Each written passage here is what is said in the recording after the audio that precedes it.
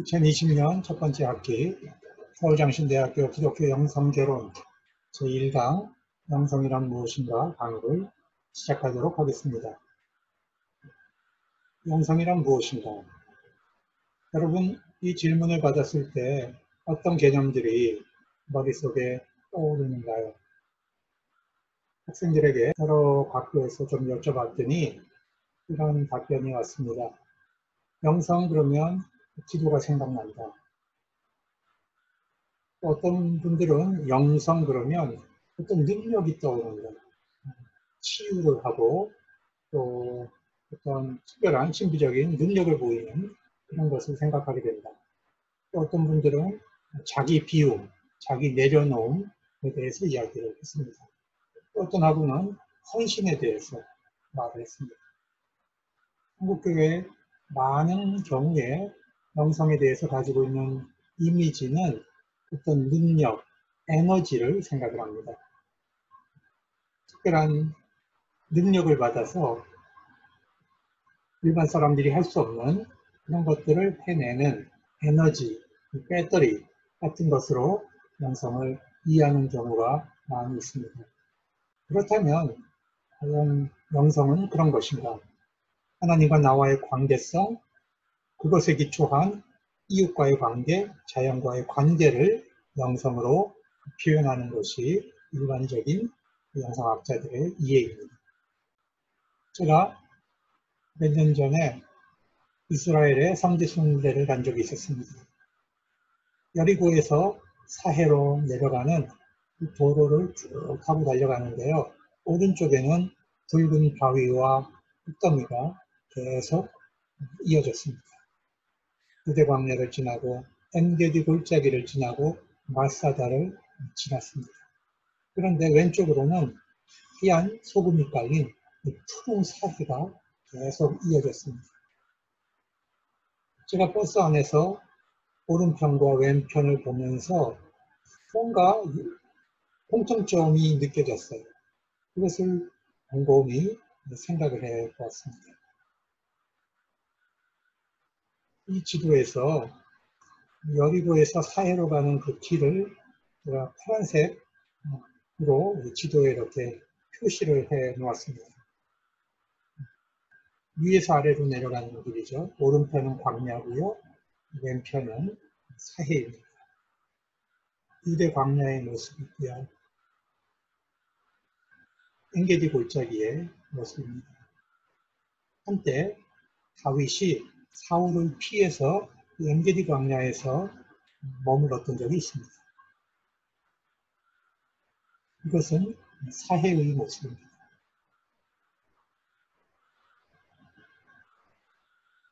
광야와 사해의 공통점은 유사하게도 둘 다 목마른 곳입니다.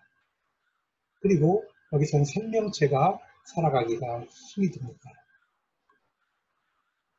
둘의 차이점이 있다면 광야는 물이 없어서 목마르고 살기가 힘든 곳이지만 사해는 물이 있음에도 불구하고 목마르고 생명체가 살아갈 수 없는 곳입니다.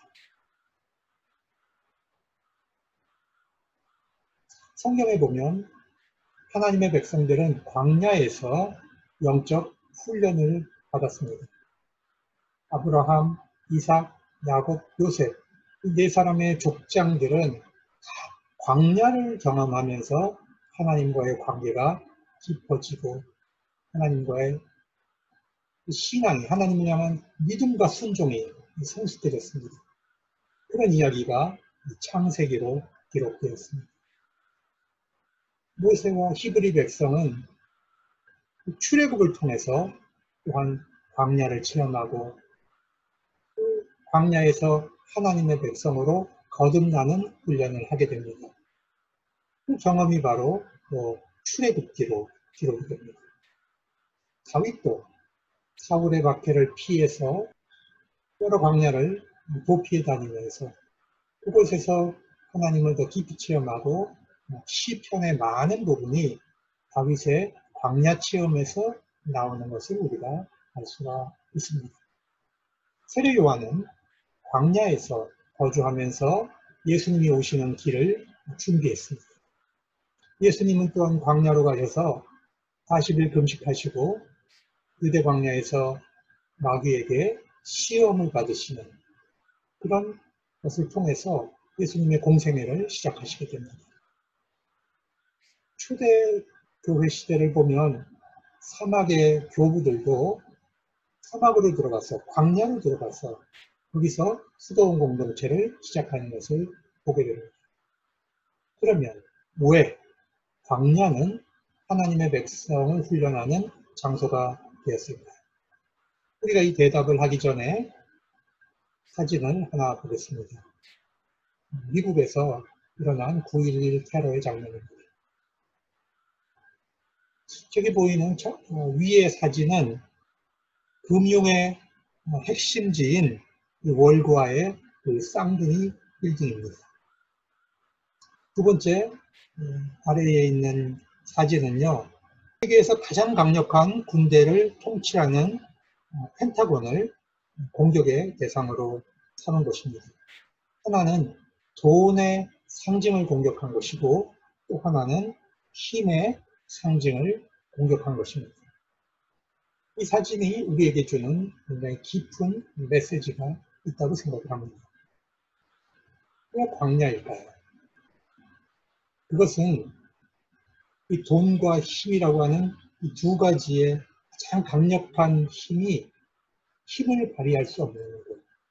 그것이 바로 광야이기 때문입니다. 인간은 가장 무력한 상태가 되어야 그곳에서 하나님을 의존하는 법을 배우게 되는 것입니다. 인간의 힘을 상징하는 것은 바로 돈과 군사력인데 이 두 가지가 영향력을 발휘할 수 없는 곳이 바로 유일하게 광야입니다. 광야에는 문명도 없고 쇼핑도 없고 정치도 없고 TV도 없습니다. 우리가 사용하는 모바일폰도 통하지 않는 곳입니다.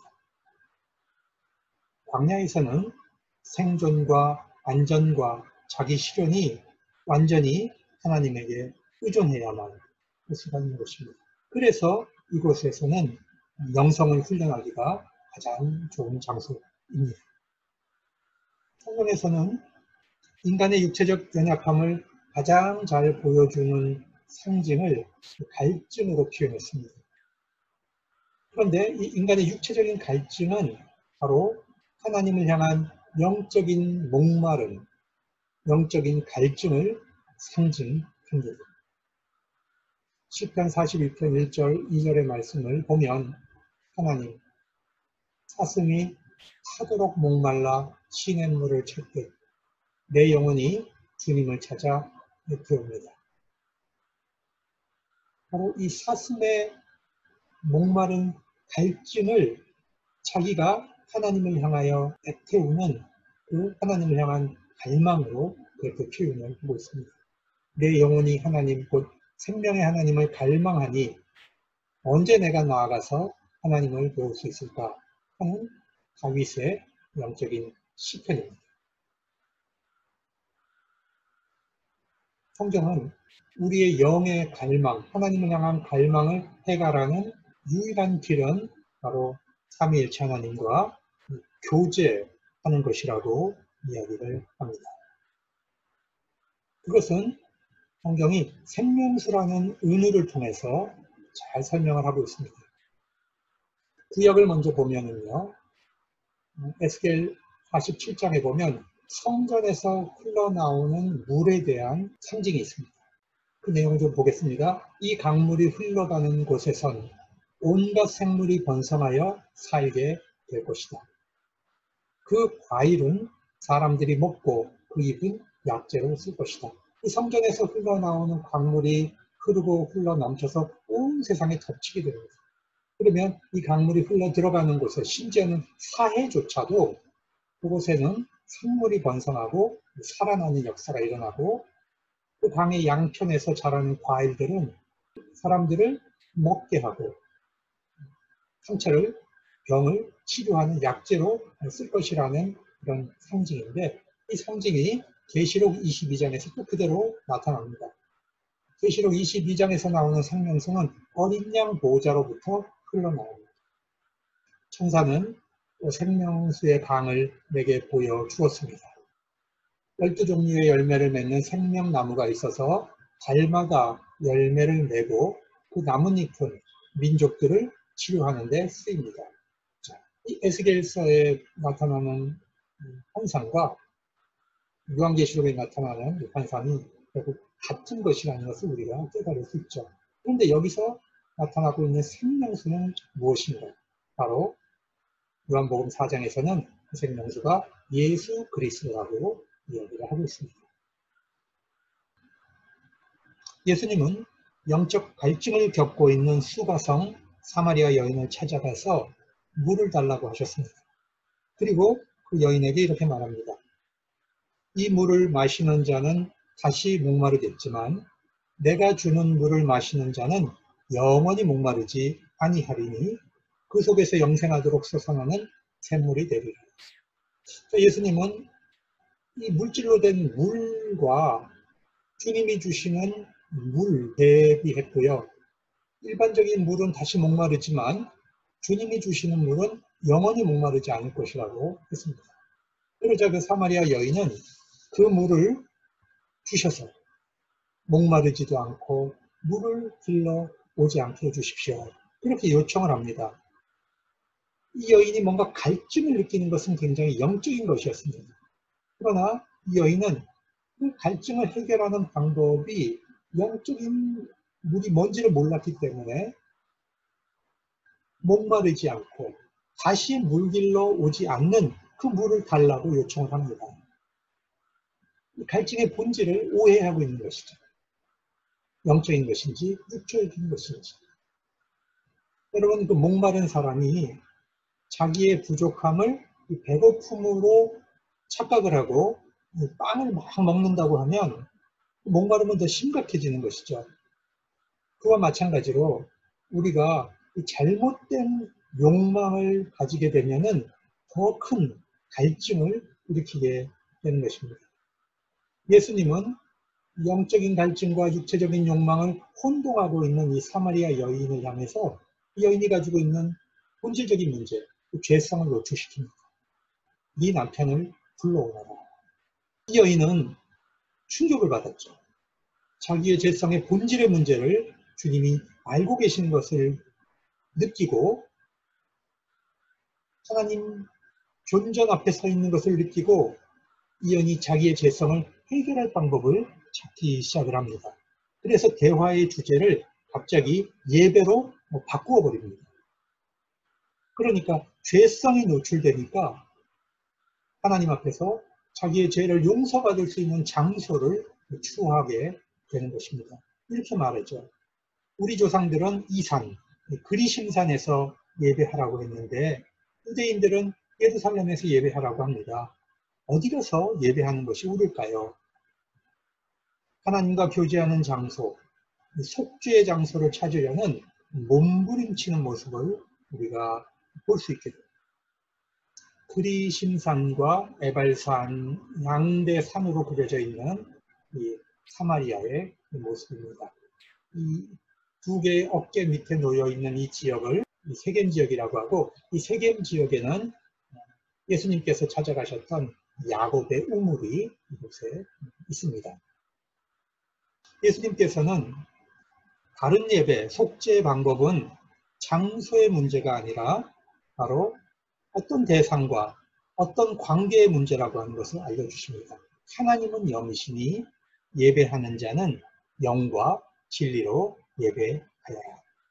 즉, 영적 목마름은 성부와 성령과 진리이신 예수 그리스도와 다른 관계를 맺는 것이라는 것을 말씀을 하는 것입니다. 영은 바로 성령이죠. 요한복음에서 진리는 바로 예수 그리스도입니다. 영과 진리로 하나님께 예배하라고 하는 것은 곧바로 삼위일체 하나님과 올바른 관계를 가지고 예배를 해야만 우리의 영적인 목마름이 해결될 수 있다고 말씀을 하는 것입니다. 그래서 기독교 영성은요, 어디서 출발하는가? 우리의 영적인 목마름이 왜 있는가 하는 것을 이해하는 것이 중요합니다. 두 번째로는 삼위일체 하나님과 바른 관계를 맺는 것이 바로 우리의 영성이라고 하는 것을 깨닫는 데서 우리 기독교 영성이 출발하게 됩니다. 어거스틴은 이렇게 말합니다. 하나님, 당신은 당신을 향하도록 만드셨기에 당신 안에서 쉼을 찾기까지 우리의 마음은 안식을 얻지 못합니다. 또 파스칼은 팡세에서 이렇게 말했습니다. 모든 사람에게는 오직 하나님만 채울 수 있는 하나님이 만드신 공간이 있다고 했습니다. 결국 우리 영성의 문제는 관계성의 문제라고 하는 것을 어거스틴과 파스칼도 이야기를 하고 있는 것입니다.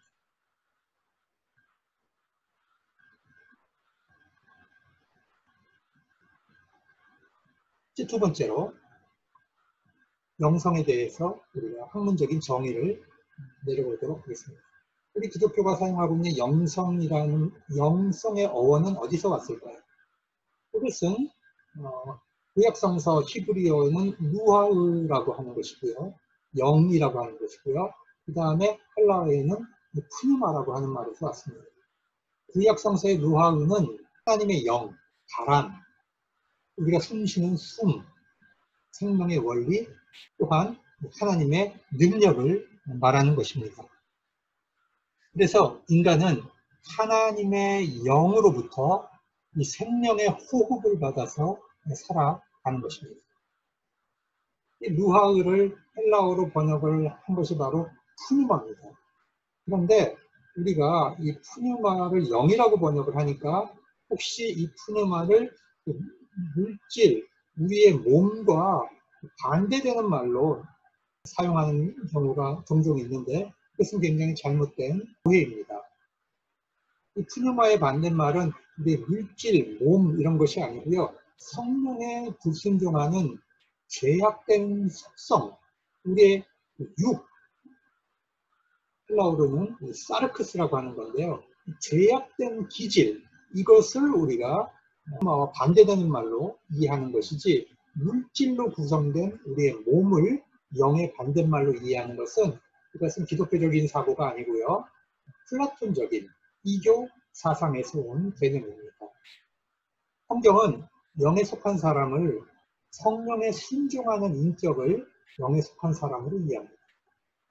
육에 속한 사람은 성령에 불순종해서 자기의 욕망을 따라 사는 사람을 육에 속한 사람이고 그렇게 구분을 하는 것이죠.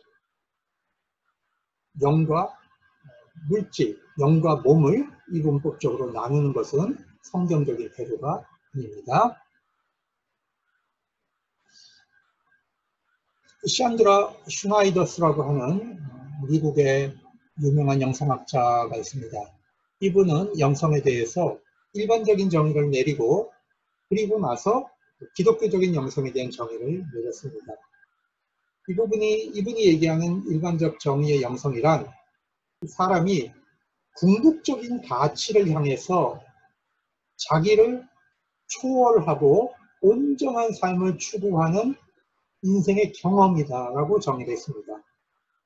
여기서 굉장히 중요한 세 가지 내용이 나오는데요. 첫 번째로는 궁극적 가치를 지향하는 것이 영성입니다. 자기만 사랑하고 자기 이기주의에 빠져 있고 이런 것은 영성이라고 하지 않는 것입니다. 뭔가 변치 않는 영원한 것, 궁극적인 가치를 지향하는 것이 영성입니다. 두 번째로는 자기를 초월해서 보다 성숙하고 온전한 삶을 사는 것입니다. 온전하고 통합된 삶을 추구해가는 것을 영성이라고 합니다. 그리고 전생애를 포함하는 삶의 여정, 경험을 영성이라고 표현을 합니다. 그래서 자기중심주의에 빠져서 자기에게 몰두하는 것, 이것은 영성이 아니고요. 또 약물로 자기 초월을 시도하거나 알코올과 이 소비주의에 중독되어 있는 것은 올바른 영성이 아닙니다. 그것은 온전하고 통합된 삶이 되지 못하기 때문에 잘못된 방식의 자기 초월입니다. 그리고 순간적인 감정 변화나 흥분 상태, 순간적으로 에너지를 발휘하는 것을 영성이라고 말하는 것은 부적절합니다. 왜냐하면 영성은 전생애를 포함하는 그런 삶의 여정이기 때문에 그렇습니다.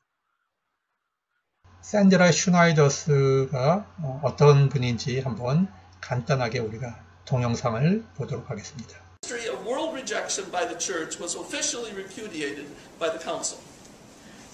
I think it is important to realize that this dramatic reversal was not simply a change of policy, some kind of marketing merger dictated by the church's falling sales volume in the religious marketplace. It was not even primarily a change in theological position. It was a gospel-inspired imaginative conversion, a new way of seeing, a reorientation of being, life, and action that had radical and profound implications.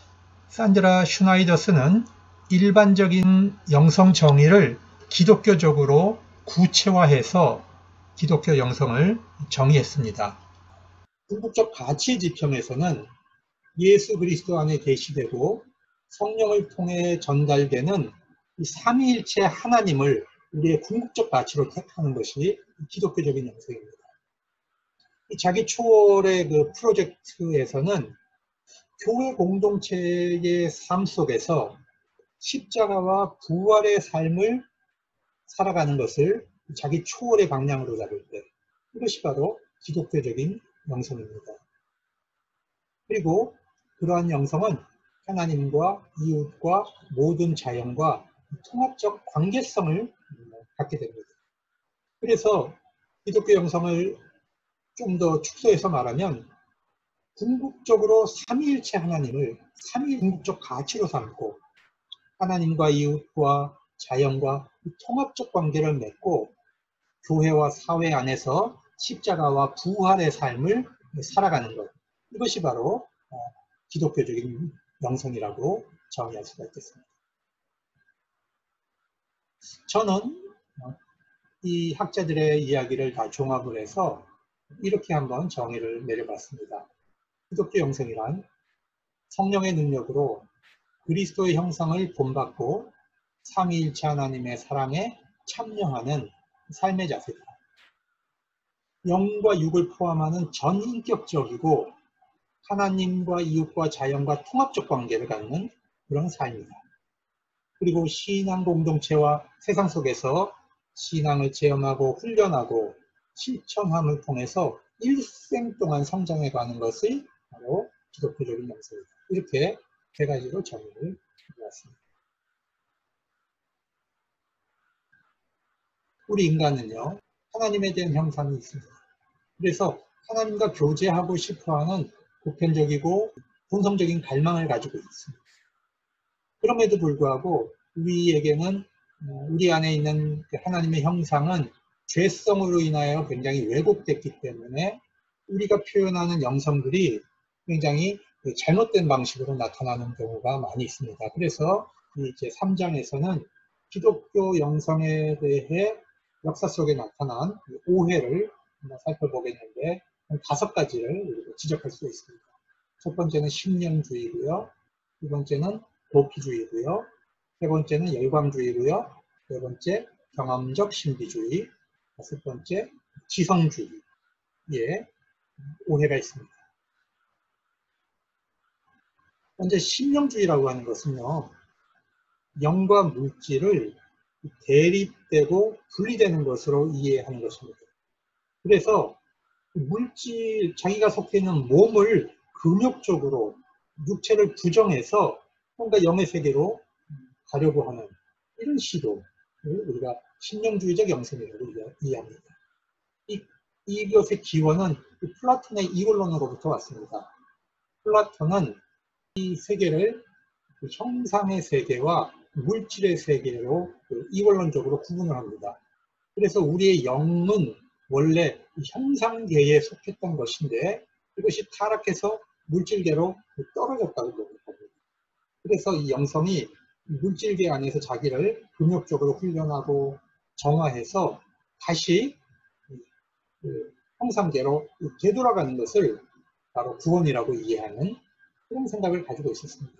그러다 보니까 윤리적이고 지적인 정화를 이 땅에서는 해야 되고, 그리고 물질계를 초월해서 점프해서 올라가서 신과 연합하는 그것이 바로 영성이다 라고 이해를 하는 겁니다. 그런데 이러한 심령주의적인 영성 이해는 신학적으로 뭐가 문제가 있냐 하면요, 창조주 하나님께서 창조하신 이 물질 세계를 더럽고 악하게 보는 거예요. 이거는 성서와 배치되는 사상입니다. 또한 예수님께서 우리의 인간과 똑같은 몸을 입고 오셨는데 그 몸을 더럽고 악한 것으로 보는 것도 기독교 사상과 배치되는 사상입니다. 그래서 이것은 이교도적 사상 철학이지 기독교 신학 사상은 아니다, 이렇게 말할 수가 있습니다. 두 번째로 잘못된 영성 이해는 도피주의입니다. 우리가 살고 있는 현실 세계를 피해서 다른 영적 세계를 도피로 하려는 것이죠. 현실 세계를 물질 세계를 부정적으로 본다는 차원에서 심령주의와 좀 통하는 면이 있습니다. 우리가 우리의 영성 훈련을 위해서 잠시 은둔 생활을 하고 잠시 세상을 떠나 있는 것은 굉장히 건강한 것입니다. 그러나 우리가 살아가야 될 삶의 책임을 회피해서 은둔하는 것, 도망치는 것, 이건 굉장히 잘못된 영성입니다. 하나님께서 주신 이 세상과 인간과 모든 그 영역을 하나님의 나라로 확장해 가는 데 있어서 우리에게 책임이 있습니다. 이것을 피해서 도망치는 것은 올바른 영성이 아닙니다. 세 번째 잘못된 영성 이해는 열광주의입니다. 열광주의는 나쁜 것만은 아닙니다. 우리가 성령운동을 하거나 또 부흥운동에 참여할 때는 어느 정도의 그 열광주의 경향성이 있는 것이 사실입니다. 그런데 이것이 성경이 얘기하고 있는 이 정통 교리와 인간이 판단할 수 있는 그 이성의 한계를 뛰어넘어서 심리적인 힘든 상태로 자기를 잃어버리고 황홀을 체험하려고 하는 이런 종류의 영성 이해는 위험한 것입니다.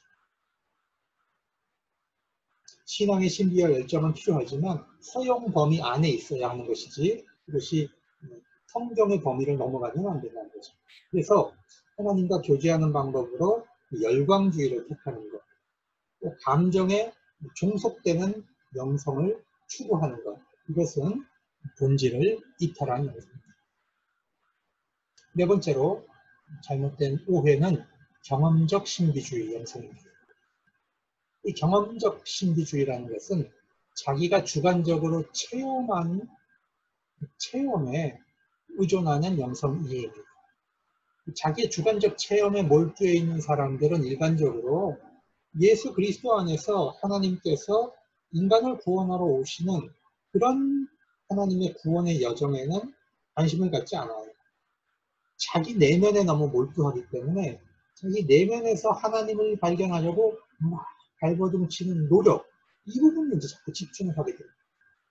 그래서 어떤 목표를 정하고, 예를 들면 40일 금식기도 해야지, 어떤 목표를 정하고 막 몰두하는 그런 특징을 보입니다. 이런 영성은 오히려 그 영성 성장에 방해를 하죠. 우리가 영적인 성장은요, 자기 밖에서 자기를 관찰할 수 있어야 됩니다. 자기를 객관적으로 볼 수 있는 것이 굉장히 중요합니다. 왜냐하면 우리의 구원은 내 안에서 있는 것이 아니고 내 밖에서 오는 하나님의 은총으로 내가 구원을 받는 것이죠. 루터가 얘기한 것입니다. 그래서 우리의 영성 이해도 내 밖에서 나를 성찰할 수 있어야 되는 것이지 내 안에 몰두하는 것은 건강한 그런 영성이라고 말할 수가 없습니다. 자, 다섯 번째, 지성주의입니다. 지성주의는 경험적 신비주의하고는 또 반대되는 입장인데요. 신앙의 원리를 굉장히 이성적이고 합리적으로 설명해서 이해시키려고 하는 그런 영성입니다. 그러다 보니까 이거는 정서와 경험, 그것을 통해서 하나님을 체험하는 이 주관주의를 굉장히 경계하는 특징이 있고 굉장히 객관주의적 영성 이해를 추구합니다. 그래서 이러한 지성주의적 영성 이해는 13세기에 나타난 이 스콜라주의라든지 17세기에 나타난 개신교 정통주의는 교리를 지적으로 승인하는 것, 이걸 굉장히 강조합니다. 그런데 이 지성주의는 너무나 객관주의로 가고요. 이 경험주의는 너무나 주관주의로 가죠. 그래서 항상 역사 속에서 이 둘의 관계는 상호 보완의 관계가 있습니다. 지성주의가 너무 강하면 그 다음에 이제 경험주의, 경건주의 이런 게 나옵니다. 또 경건주의, 경험주의를 치우치면 또 이 지성적인 요소가 강조되는 이 둘 관계가 이제 보완 관계에 있는 것입니다. 종합적으로 이야기하면 우리가 가지고 있는 지성, 영성에는요, 우리가 지성적인 요소, 정서적인 요소, 의지적인 요소가 있습니다. 인격이 우리 지정의로 구성이 되어 있지 않습니까? 그러다 보니까 우리의 영성도 이 지정의가 균형이 있는 굉장히 통전적인 영성이 굉장히 중요합니다. 지성이 없이 그 뜨거운 사람은 열정은 있는데 이를 망치는 경우가 있습니다. 지성은 있는데 의지가 전혀 없는 사람은 작심삼일입니다. 뭔가 결심을 해놓고 실천을 하지 않아요. 균형이 나타나지는 않습니다. 또 지성은 있는데 정서가 없는 사람들은 차갑죠. 말로는 굉장히 올바른 얘기를 하는데 마음에 따뜻함이 없다 보니까 따뜻한 사랑의 실천을 제대로 또 못 해내는 경우가 많이 있습니다. 그래서 우리 하나님께서 우리 인간에게 주신 지성적인 요소, 정서적인 요소, 의지적인 요소가 균형 있게 발전하는 것이 통전적인 영성을 만드는데 굉장히 중요하다고 볼 수가 있습니다. 그러면 건강한 기독교 영성은 어떤 특징을 가지고 있는가? 이 부분을 공부해 보겠습니다. 5가지를 지적할 수가 있는데요. 첫째, 우리 기독교 영성은 삼위일체적입니다.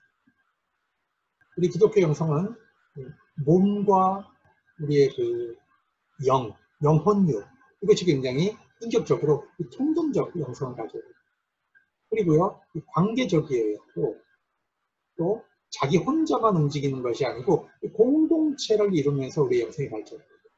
그리고 성령에 순종하는 영성. 강론으로 들어가서요. 첫 번째 기독교적인 영성은 삼위일체적이라고 했습니다. 기독교인은 성령의 능력으로 그리스도 안에서 하나님께로 인도함을 받는 영성입니다. 그래서 성령, 성자, 성부 이 삼위 하나님과 관계를 맺게 되어 있습니다. 삼위일체적 영성이죠. 그러면 우리의 영성은 성령의 요구에 인도하심에 순종해야 하는 것이고요. 우리는 그리스도의 제자도의 영성을 가져야 하는 것이고 하나님과 영적인 교제를 갈망하는 것입니다. 그것이 기독교적 영성입니다. 또 영과 진리로 삼위일체 하나님을 예배하는 영성이죠. 하나님이 지으신 이 창조 세계와 올바른 관계를 맺습니다. 하나님과의 관계가 바르게 되면은 우리가 자연 속에 들어가서도 이 창조 세계 안에서 나타난 창조 세계가 존재하는 이유, 그 안에서 하나님과의 관계성, 이런 것을 보는 영적인 눈이 발전됩니다. 우리 기독교적인 영성은 삼위일체적 영성일 때 그것이 건강한 영성이다. 우리가 영성 식별할 때도 이 부분이 잘 관찰되어야 됩니다. 건강한 영성을 가지고 있는 사람인가 보는 것은요, 그 사람의 영성이 삼위일체적인가, 혼전적인가를 봐줘야 되는 것입니다. 또 어떤 사람은 영은 추구하는데 자기 몸, 자기 가정, 자기 사회생활, 이것이 막 엉망인 경우가 있죠. 인격적으로 굉장히 왜곡되어 있는 경우가 있습니다. 교회 생활을 열심히 하는 인격이 왜곡되어 있어요. 이런 경우면 잘못된 영성이죠. 혼전적인 영성, 기독교 영성은요. 세 번째로는 관계적인데요. 하나님과 이웃과 나 자신과 자연과 통합적인 관계를 맺고 변형을 추구합니다. 변형이라고 하는 것은 어떤 분은 또 변모라고도 하고요. 변형이라고 하는 것은 우리가 영성적으로 하나님의 영성을 회복하고 그리스도 안에서 그리스도의 마음을 본받는 것을 변형이라고 해요. 그리고 우리의 영성의 범위가 영, 몸, 사회정치적 영역, 자연으로 확대되어 있는 관계가 맺어져 있는 것이 바로 관계적 영성입니다. 네 번째로 건강한 영성은요, 공동체적이에요. 우리 영성은 교회 안에서 자랍니다. 그리스도의 몸인 교회를 떠나서는 우리 영성이 건강하게 자랄 수가 없죠. 이게 공동체적입니다. 또 영성이 자라기 위해서는 말씀과 기도, 세례, 성찬, 성도의 교제가 필수적으로 필요합니다. 그런데 우리 영성은 우리가 살고 있는 문화, 우리가 소속되어 있는 교파, 자기 인격적인 개성, 하나님으로부터 받은 우리의 은사에 따라서 굉장히 다양성이 있죠. 그래서 우리가 개혁교회 영성 이렇게 표현도 하고요. 한 개인의 이름을 따서 프란체스코의 영성 이렇게 표현도 할 수 있고, 환경직의 영성 이렇게 표현할 수도 있습니다. 그러니까 영성은 굉장히 다양성이 있다. 통일성도 있지만 굉장한 다양성이 있다는 것을 우리가 또 알 수가 있습니다. 건강한 영성 다섯 번째로, 영성은 성령에 순종하는 영성입니다. 이것은 이제 사도 바울이 로마서 8장 5절에서 육신을 따르는 자와 영에 따르는 자를 구분을 합니다. 육에 속한 사람은 하나님의 성령의 일들을 받지 않는다라고 했죠. 이렇게 육에 속한 사람은 하나님의 영을, 하나님의 성령에 순종하지 않는 사람입니다. 왜? 그에게는 그것이 어리석게 보이고 알 수 없기 때문입니다. 하나님의 성령의 일은 영적으로 분별되는데 육에 속한 사람은 영 분별을 못한다는 거예요. 그래서 갈라디아서 5장 16절에 너희는 성령을 따라 행하라. 그리하면 육체의 욕심을 이루지 아니하리라. 이렇게 말합니다. 그러니까 육신을 따르는 자는 성령에 불순종하는 사람이고, 성령에 속한 사람은 하나님의 영에 순종하고 복종하는 사람으로 이렇게 구분을 해서 볼 수가 있는 것입니다. 우리가 영성을 공부할 때에 영성 식별이라고 하는 것이 굉장히 중요합니다. 흔히 교회에서 우리가 영분별 이런 거 하잖아요.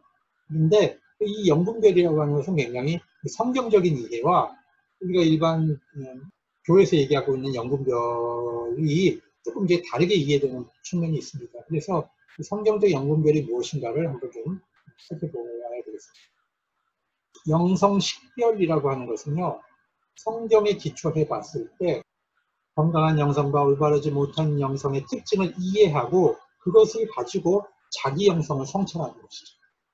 내가 이 부분에서는 잘못된 부분이구나, 올바르지 못한 영성이구나 하는 것을 우리가 분별하는 것입니다.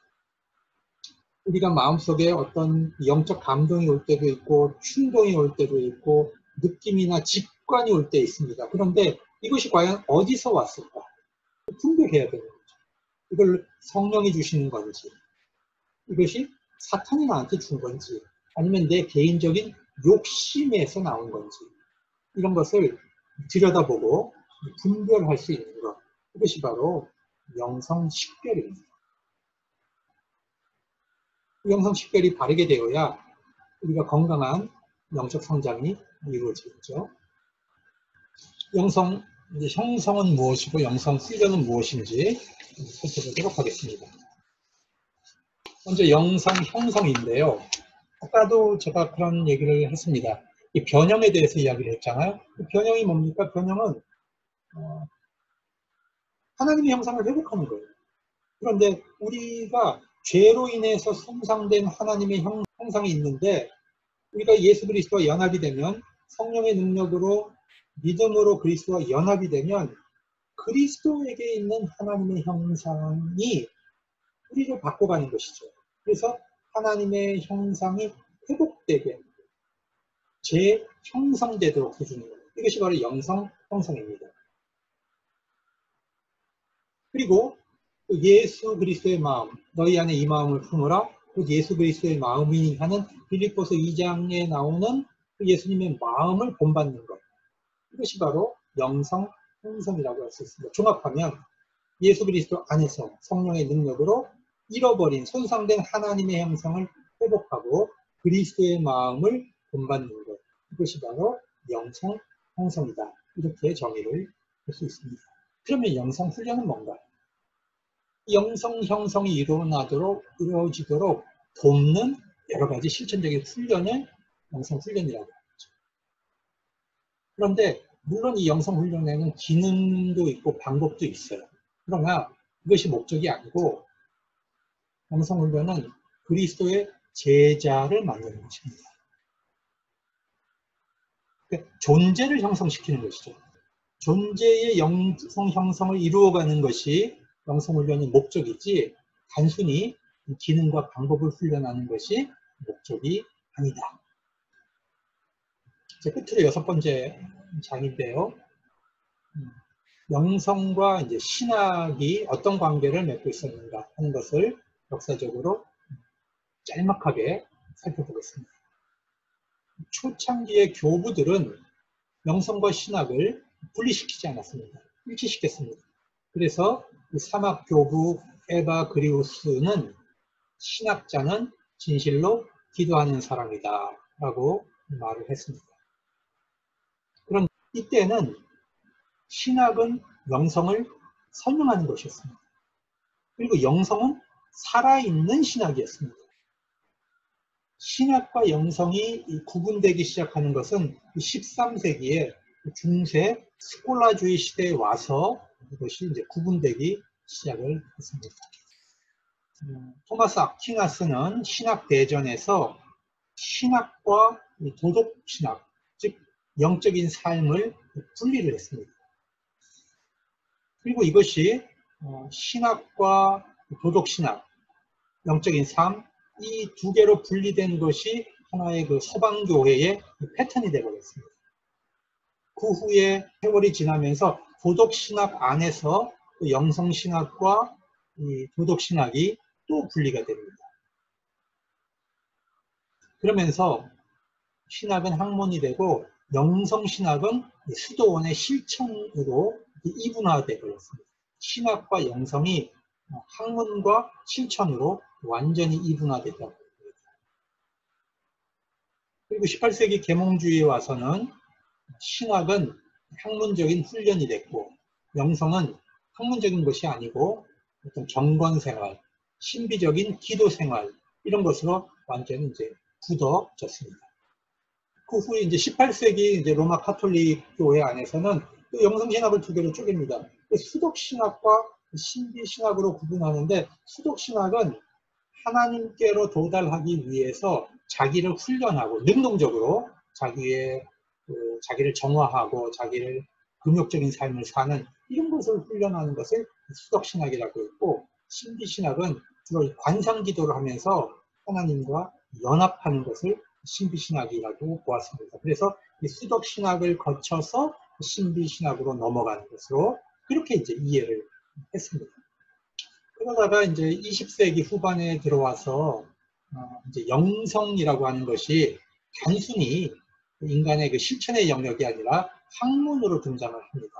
그렇게 되는 배경에는 20세기에 와서 과학이 발달하고 심리학이 또 발달하고 정신분석학이 발달하면서 인간의 내면에 대한 탐구가 발전되기 시작합니다. 그래서 인간의 내면에 대한 탐구를 학문적으로 시도하다 보니까 자연스럽게 교회 바깥 세계에서도 인간이 가지고 있는 영성을 이제 탐구하기 시작합니다.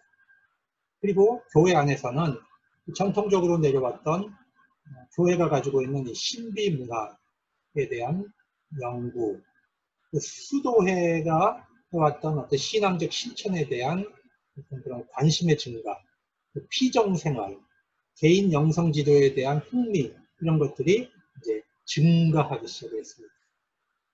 그리고 1993년에 기독교 영성학회가 출현하면서 본격적으로 기독교 영성학이라는 분야가 자리 잡기 시작을 한 것입니다. 자, 이렇게 해서 오늘 제1강 기독교 영성이란 무엇인가 부분에 대한 강의를 마치도록 하겠습니다. 수고하셨습니다.